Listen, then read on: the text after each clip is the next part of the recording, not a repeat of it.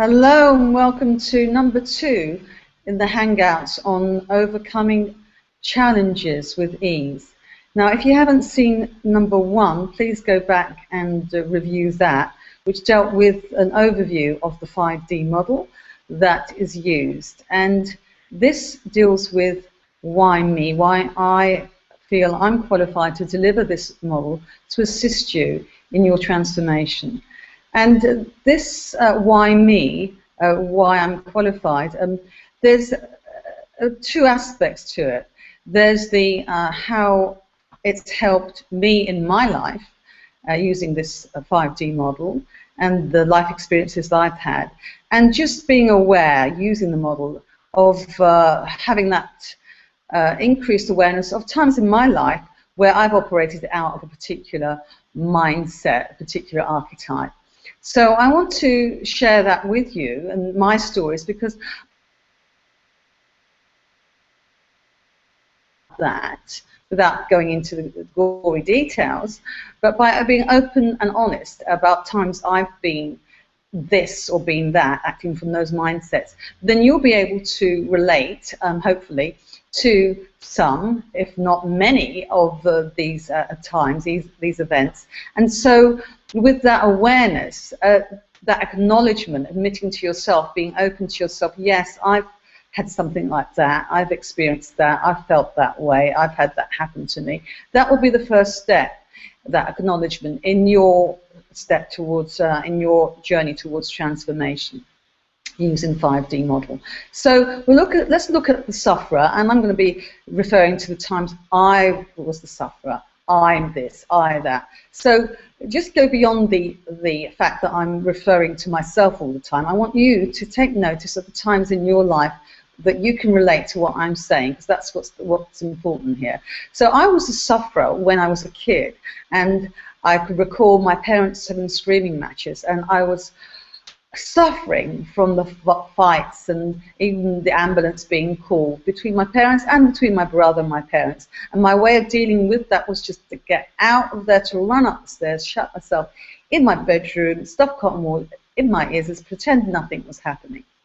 I was a sufferer when my first experience of sex was being abused, attacked, and a violent attack which lasted hours. And police station reporting it. I was a sufferer being medically examined and cross-examined. I was a sufferer in court when I saw the photos being of the ordeal that had been taken going around the courtroom. I was a sufferer in my personal life when I was locked out of my home unjustly. I was a sufferer when I was locked out of my business unjustly. I was a sufferer when I was falsely accused of stalking. I was a sufferer when I had a number of conspiracies occurring, one on top of the other, to the point that I thought, I can't deal with this, and my system went into overload, and that expressed itself by me going deaf very quickly in both of my ears. I was a sufferer when I was cross-examined in the court, and many other times. So the relevance of this is that I want you to take note of times that you've perceived yourself as being in a situation or things that have happened to you, and that you feel that it wasn't your fault, that you had nothing to do with it, and you blame it. About forgetting, this is about forgiveness, and the 5D reality model will help you to forgive things that you perceive have happened to you, as I have done. And so that's the beauty of the work that this model goes into. But I didn't really want to be in suffer mode. I hated being in suffer mode. So suffering is all about having others pity you. So I quickly would shift into soldier mode, and that's the mode I've been operating out of predominantly in my life. And I was a soldier at the times with the sexual assault. All those times that I mentioned previously where I was a sufferer, I would quickly go into soldier mode.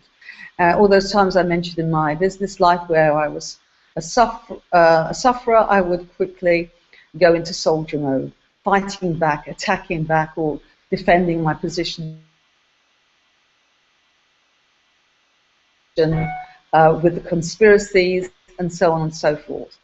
Now, the other place that a sufferer can go to, they can choose, instead of going to soldier mode, they can choose to go into the servant mindset or mode. And I was a servant, and this is someone who's of service, giving something of service. Now, what that could be anything. That could be, in my case, it was times in my life when I've, with colleagues, business colleagues and friends, given freely on consultations, health consultations, hypnotherapy consultations, consulting, and done that for free and not charging them, because I felt, well, they're friends and you can't charge friends. And then when they either haven't shown up on time, or they've shown up late, or very late, or they've not shown up at all, or they haven't acknowledged and been grateful. So those are times I've gone into servant mode, because I've had expectations. I haven't given freely. No, not really. I thought I was, but it was 6 strings attached. You have to acknowledge me. You have to recognize what I've done for you. So the servant's all about, I've done this for you and you need to do this for me in return. So there's always strings attached, and that can apply whether it's you're giving of your time, you're giving of your love, you're giving of something, you're giving money in exchange for something. You could be being the perfect wife in order to receive attention and love. It could be the perfect provider in order to have the perfect partner, the perfect wife, whatever.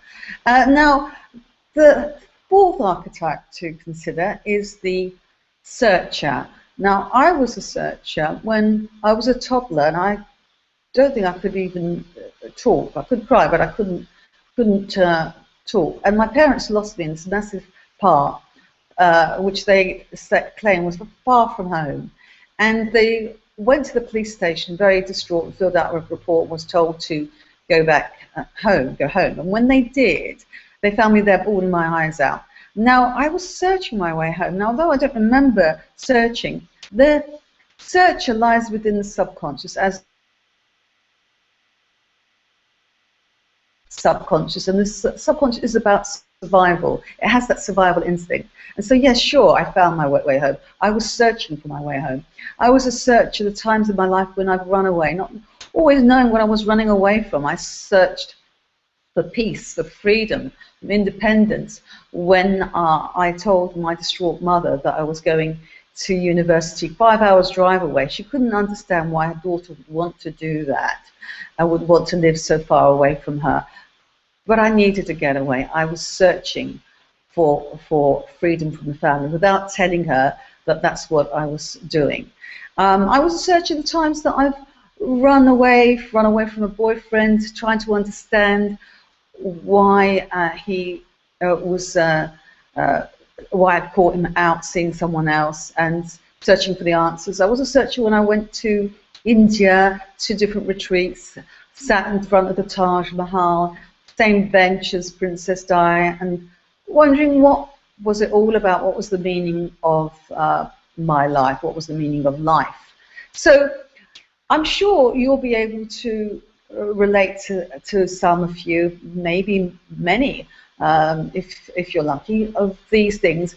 But because you've now got an idea of what these archetypes are about, you'll have your own. You'll have your own stories to go through, and be able to, with the help of the 5D model, see times in your life where you've acted out of these different mindsets. I hope you've enjoyed number 2 in the series, and I look forward to catching up with you again in number 3. All the best. Bye-bye.